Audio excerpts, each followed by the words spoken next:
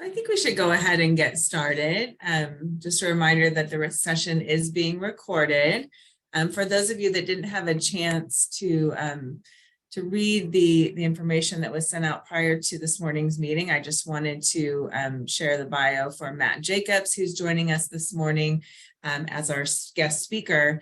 Matt is Community and Government Relations Manager for Kaiser Permanente. Matt joined Kaiser in 2011 and manages community and government outreach in San Mateo and Santa Clara counties, working with many public, nonprofit, and private organizations throughout his territory. In his role, Matt serves on many local boards and commissions on behalf of Kaiser Permanente, including the Peninsula Partnership Leadership Council, the Big Lift, and SAMCITA's Public Policy Committee, and the Committee Health Reform Advisory Committee. Matt is also on the executive board of the San Mateo Area Chamber of Commerce and sits on multiple local transportation advisory committees. Outside of work, Matt is currently on the San Mateo Parks Foundation Board of Directors. Matt also is the president of the University of Michigan Alumni Club of Silicon Valley from 2008 through 2013, and secretary of the Redwood City Library Foundation Board from 2008 to 2015. That's outside of his work responsibilities. Prior to Kaiser Permanente, Matt worked as chief of staff for San Mateo County Supervisor Rich Gordon, working on community issues throughout San Mateo County, ranging from fixing potholes to health policies. Before moving to Gordon's office in 2006, Matt worked on the public policy and international trade sections of the Los Angeles Area Chamber of Commerce. Matt has a master's degree in public policy from the University of Michigan and a BA in Spanish and political science from Washington University in St. Louis. Go Blue. Matt lives in, that's right, Midwestern too. I'm a Jayhawk actually, Matt. Matt lives in San Jose with his wife, Carrie, and their sons, Nolan and Graham, and Kari's cat. Is it Kari or Carrie? Of course, I'm on mute. Carrie. Yeah. Carrie. All right. So welcome, Matt Jacobs. We are very thrilled to have you here this morning. I really am looking forward to your insight in relation to these state referendums, and I'll let you take the floor. Great, thank you. And thank you for having me. And weird to hear my name spoken so much. Not used to that, so thanks. Of course. But here I'm going to share my screen, and it's a very short PowerPoint. So just, disable share screen. Okay. Great. Okay. All right. Again. If it doesn't work, I can just quickly email it to you, and I don't have to share it. It's just, I think usually I see folks wanting to read it. So, okay. Yeah. Okay. Here we go. All right. All right. Okay, everybody see this? Maybe? Right now I see a blank screen. Oh, okay. Blank screen for everybody. There we go. Okay, great. All right. So obviously statewide propositions. So first thing is the good news. Good news is we have the fewest number of ballot measures on a statewide ballot in over 50 years. So everybody say, yay, we get a break. Because I think we set a record in 2018 or 20 when we had about 18 on the ballot.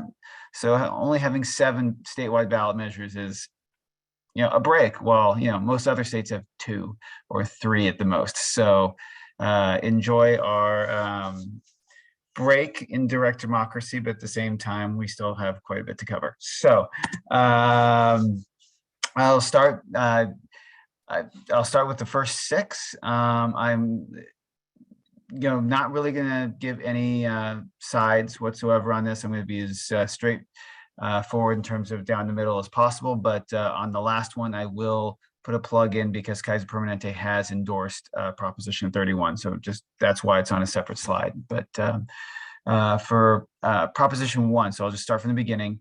Proposition 1, and it also got its number because the legislature got to choose it. So they got to be Proposition 1. So this is an amendment to the state constitution that would prevent interference in reproductive freedom. And basically what it does is it just enshrines in the Constitution, kind of chiseling it in stone, that in the state of California, people have the right to reproductive freedom and the right to choose an abortion or contraception. So it doesn't actually change anything right now at all. It's a response to the Roe versus Wade or the being overturned, or the Dobbs case, and basically trying to say that, hey, in California, we reiterate our support for the right for women to choose their reproductive freedoms. So so there are things being said out there that say that this would change things to allow late-term abortions up to birth. It doesn't change anything. It just keeps things the way they are, and basically setting in stone the rights that currently are offered in California. So if there were, the question I usually get on this one is, if there's a federal ban on abortion, would that supersede this? And from my understanding, yes, it would, because if it's a federal ban, similar to what was done, with the federal allowance of it via Roe versus Wade. But this reaffirms that California supports the right to choose. And it became Prop 1 because, like I said, when the when the Dobbs case happened, the state legislature moved very quickly to put this on the ballot in November. And because it's a state put on by the state legislature, they get to choose their number versus having the random draw from the state Secretary of State's office. So, so any questions on Prop 1? No? Okay. Pretty straightforward. Prop 26 and 27, I'm putting them together because they're not straightforward. They are a little bit confusing, one versus the other. But so back a few years ago, the U.S. Supreme Court ruled that states could, if they decided they wanted to, allow for sports gambling and to legalize sports gambling in their states. Obviously, only Vegas really had that beforehand, or sorry, Nevada, and this would allow for this allowed for legalized sports gambling at state's discretion. So California hasn't done anything with it from the state legislature perspective. So we have two competing measures to create sports gambling in the state of California. So Props 26 and Props 27 both legalize sports gambling. They do so differently. So if you want to go lose money on the 49ers, this is a good way, you pass this and you can go do that legally in the state of California and not have to phone things in or anything like that, or get a bookie or whatever people do these days. Terms I never thought I'd be using. But anyway, so Prop 26 and 27, Prop 26 is allowing for sports gambling only at tribal casino locations throughout the state of California. Obviously, as you can guess, this one's being sponsored by different tribal groups. And this one has a couple little caveats to it. The main caveat is it's not just tribal gaming that's being allowed, it's also dice games. So if you're a big fan of craps, vote for Prop 26, because then you can go play craps at your local tribal casino. So it allows for a bit more things that aren't currently allowed at tribal casinos. And again, all the sports betting would have to be done on site at a tribal casino. So you'd have to drive to Grayton or whatever the other local ones are. So that's Prop 26. Prop 27 is put on only allowing for online gaming for sports betting. So you can only do it online. And this is put on by DraftKings and FanDuel.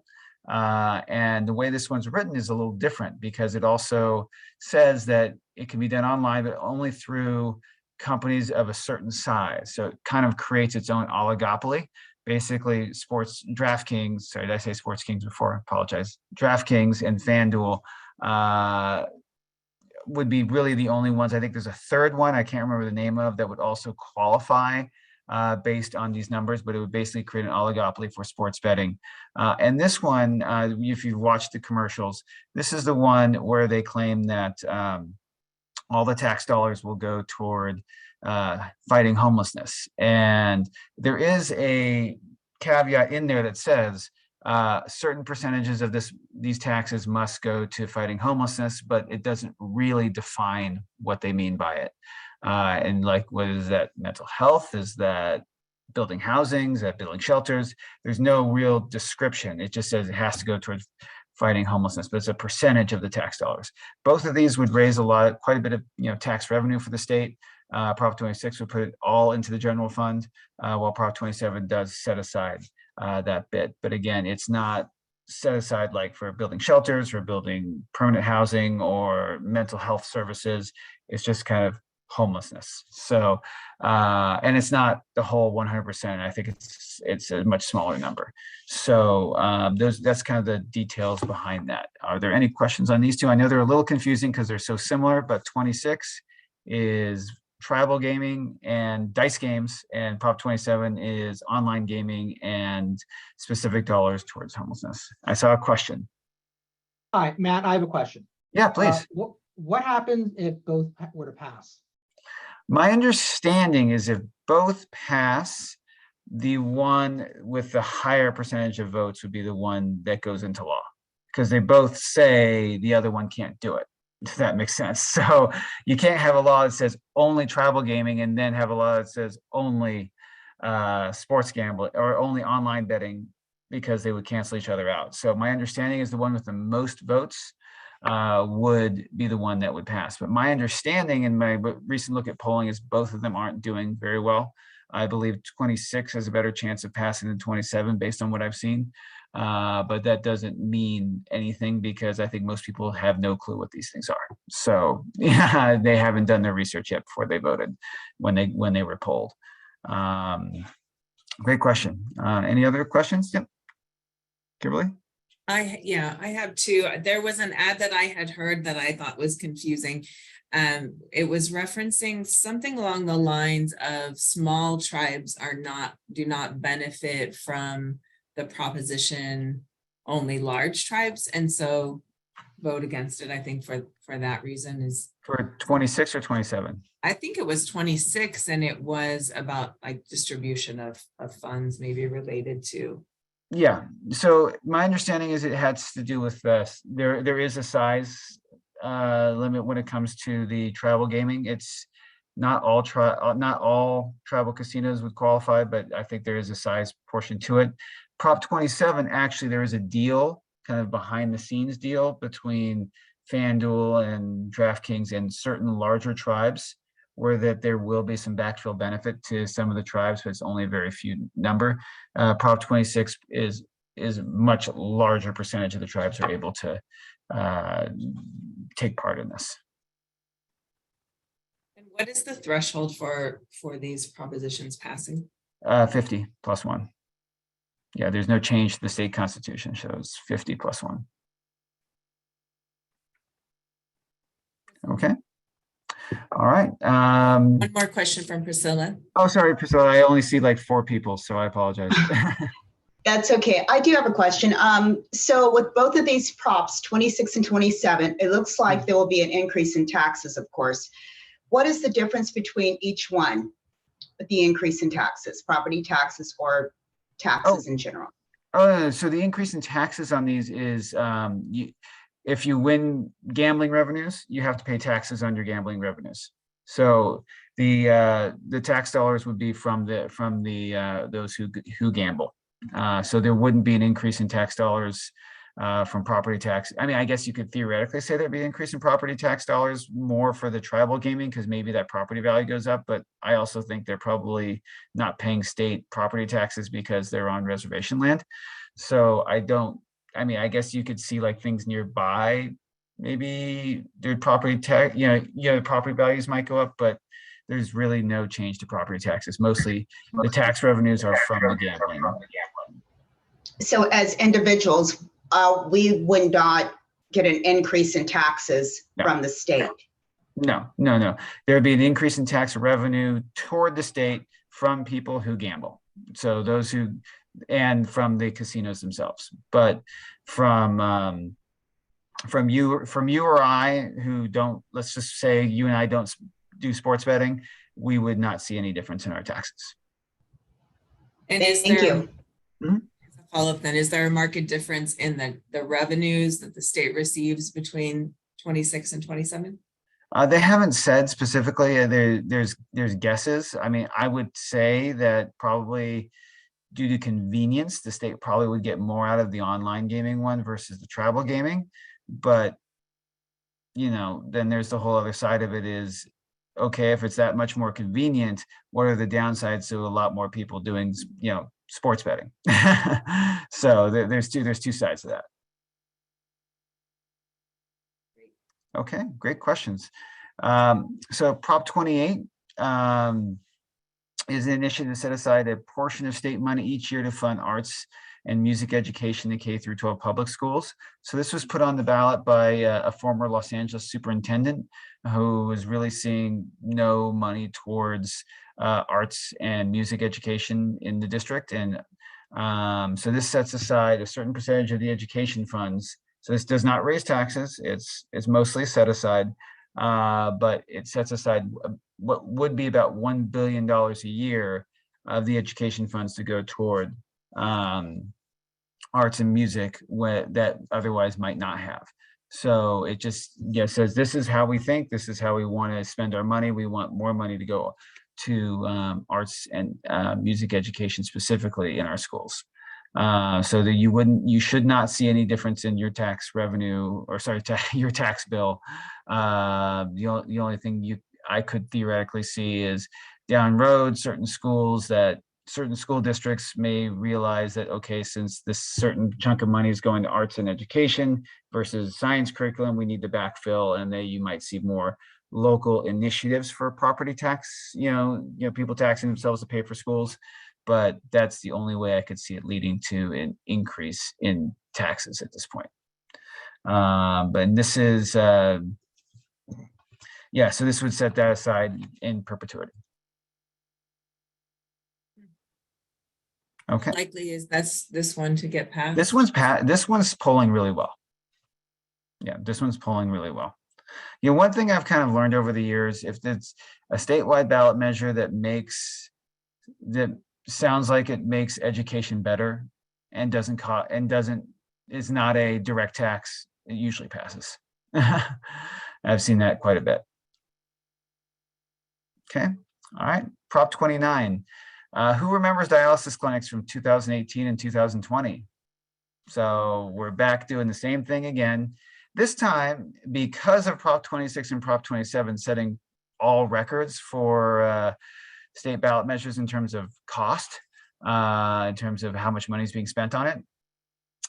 This one has gotten very little play because I forgot what prop number it was from 2018. That one set the record for the amount of money spent on a statewide campaign, and that's been blown out of the water by the 26 and 27 combined. So this time around, not a lot of money is being spent on Prop 29 on either side. There's some ads, some stuff, but not like what we used to see. But this is basically the same bill you saw in 2018 and 2020, both of which failed. And it's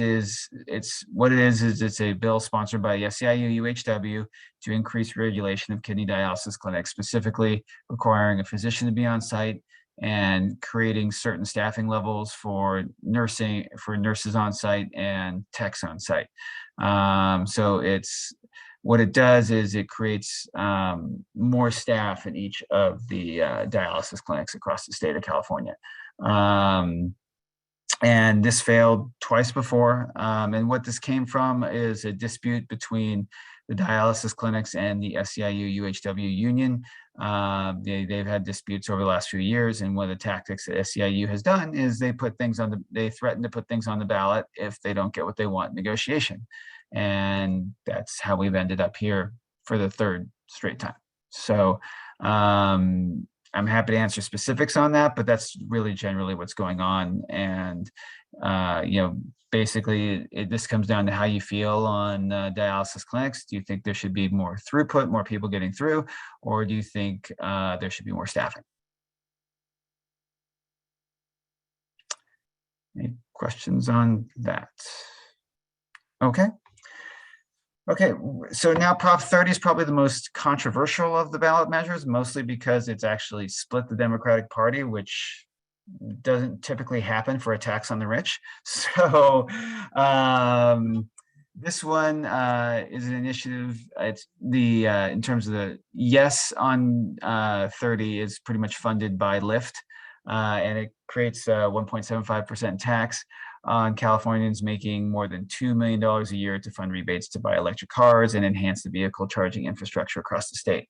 And the reason this is being done is that, as you may or may not recall, a bill was signed last year or the year before that takes away the sale of gasoline vehicles in the state of California by 2035. So starting in 2035, you'll only be able to buy electric, hydrogen, or other types of fuel vehicles and not gasoline powered vehicles in the state of California.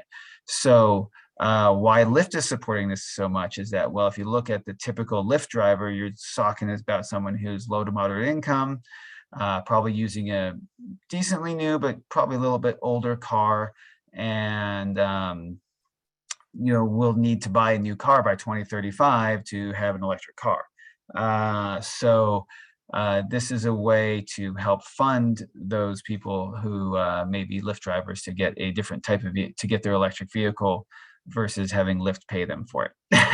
So that's the cynical argument. That's the cynical argument that I hear, and that's what's created the divide in the Democratic Party, because this is obviously a very green measure. So you'd think the Democratic Party would be in strong support, but Gavin Newsom actually came out in opposition to this because he thinks that folks like Lyft and Uber should just pay their people more so that they can buy their own cars versus having the state do it. So that's kind of where it comes from. And the important thing about this one is this tax has a sunset it's a 20-year tax, so it has a sunset in 2043. And the reason it does is because, again, it's cycled around this 2035 date of when we can no longer buy new gasoline powered vehicles in the state of California. So any questions on this one? I think I may have crossed the line a little bit on opinion there. I tried not to. I tried to show both sides. So if I made it sound like I was being opinionated on that one, I apologize. No? Okay. So the vast majority of the green folks support it because it's a green infrastructure, but there's quite a few who are opposed based on the way it's being done. Okay. All right, so on to Prop 31, which is my last one. And this one I have to just go on the record saying Kaiser Permanente is in strong support of this measure. And what it is our former state senator, Senator Jerry Hill, got Senate Bill 793 passed in 2020. It was his last piece of legislation, and it banned banned flavored tobacco sales in the state of California. And so obviously, if you are Philip Morris and you're looking at a ban of tobacco sales, you're going to appeal this. And this is what they've done. So they've got they did a referendum on it and got enough signatures so the law has been on hold until this referendum is voted on in November. And it's a little bit confusing because normally the way I think of a referendum personally is that, okay, a yes on the referendum makes a change, while a no goes back to the way things were. But in this one, because the law is on hold, a yes says, I support the law to ban the sale of flavored tobacco. And a no says, I want to go back to the status quo of 2019, where there is no statewide ban on flavored tobacco. Now, this one, to kind of give it a little bit more context, and the reason I keep saying statewide ban is that there's many, many local municipalities that have already banned the sale of flavored tobacco. So there's a hodgepodge of locations where you can still buy flavored tobacco across the state. This bill a yes on this would just say no more hodgepodge, no more sale of flavored tobacco in the state of California whatsoever. And obviously Kaiser Permanente is in strong support for this because of the health impacts of flavored tobacco and what it's done to our youth. So I won't go into that too much because then I feel I'm definitely off of this nonpartisan side of things, but I do have to mention our strong support for this measure. So any questions on this one? And there could be, I can only see four pictures. So if somebody's raising their hand, just start talking. Okay, well, that's all the statewide ballot measures. So I'm going to stop sharing and see if there's any general questions or, oh, main question is everybody already gotten their ballot? Because we're supposed to get them about 2-3 weeks ago. So if you haven't gotten your ballot yet, you better call your clerk recorder's office. Okay. I hear crickets, so Kimberly, I'll pass it back to you and go from there. Sure. Any other thoughts or questions, discussion really from anyone? I'm happy to open the floor. All right, well, if not, hopefully I'll see you guys again in 2 years for the next round of these. But always happy to present on this and provide this info. I think it's usually a great discussion point for these groups. So. Really appreciate it, Matt. I think it's helpful to cut through some of the haze and the back and forth advertising can be very confusing. So I really appreciate your joining us this morning to review these items. Just wanted to go ahead. Go ahead. Yeah. So next year come a little earlier. Yeah. Well, we've all voted. Yeah. We'll arrange for that, Roy. Yeah. I can't go where I don't know I need to be. So I got the email last week and I said I'll be there. So had I gotten an email earlier, I just said I'd be there then too. So whenever you want me, I'll be. Well, not whenever, but most of the time I'll be there. How about we make a plan for September? Sounds good. Sounds good to me. All right. Well, I'm gonna Thanks, Matt. get off the call and let you guys finish your I meeting. got him. Thank you. Thank you, Matt. Bye. I just have one last announcement to share with you all. Veterans Day is November 11th.